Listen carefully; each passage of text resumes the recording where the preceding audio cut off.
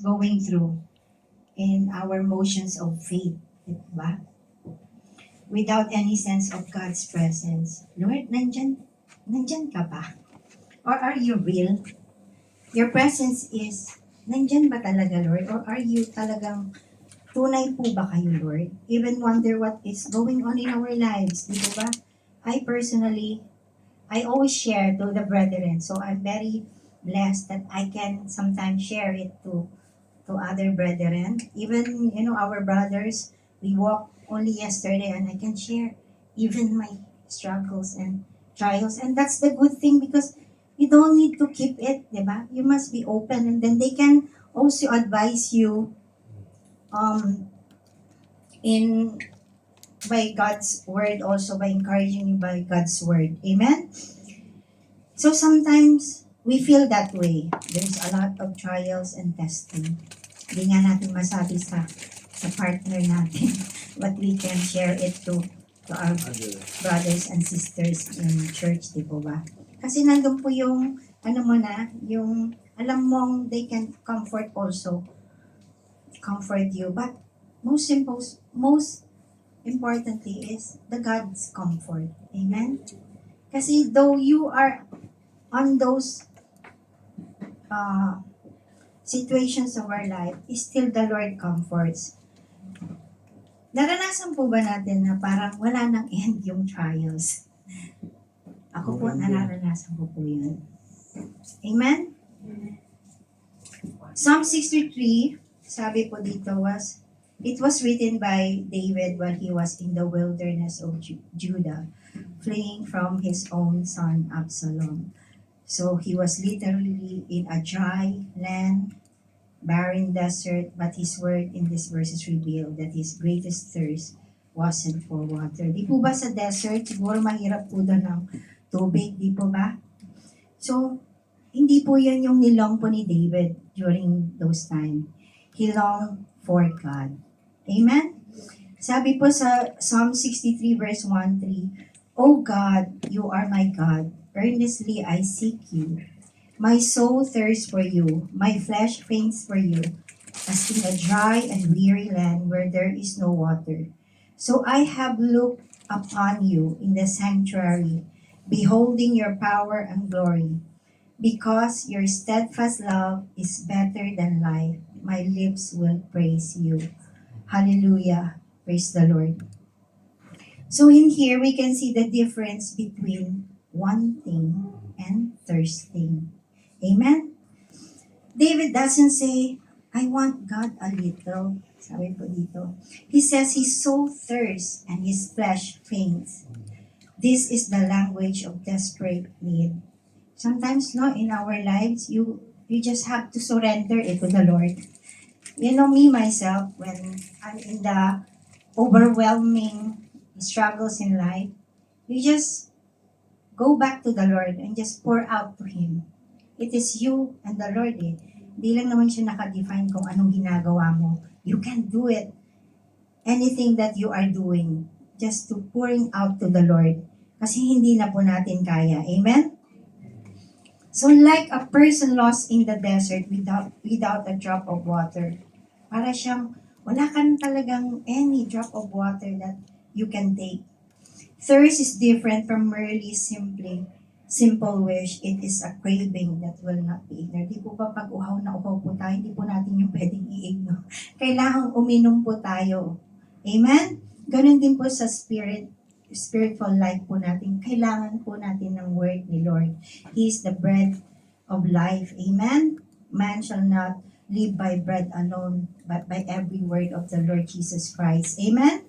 Notice why David thirsts for God, because he has seen God's power and glory in the sanctuary. Na-experience po kasi ni David po yun eh.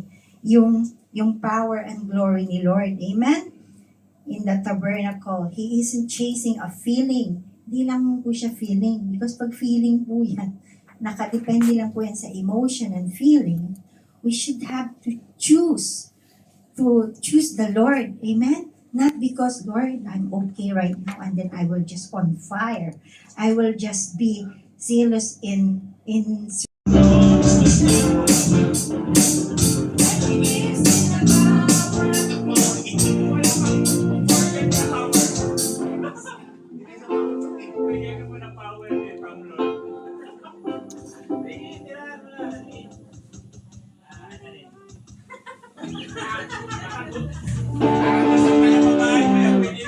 Together on fire for the Lord. Amen. We can see our brethren how the Lord transformed them from glory to glory.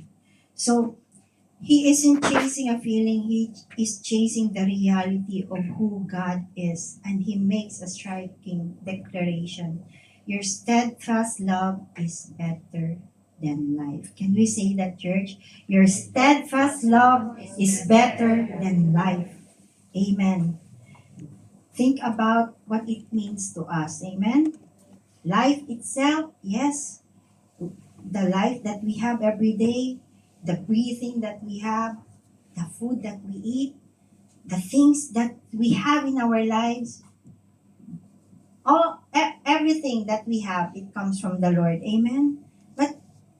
And it is a precious gift from the Lord. Even our service to the Lord is a precious gift from the Lord. We are not here because we are qualified. Yun po ang patuloy na nire-remind po sa atin.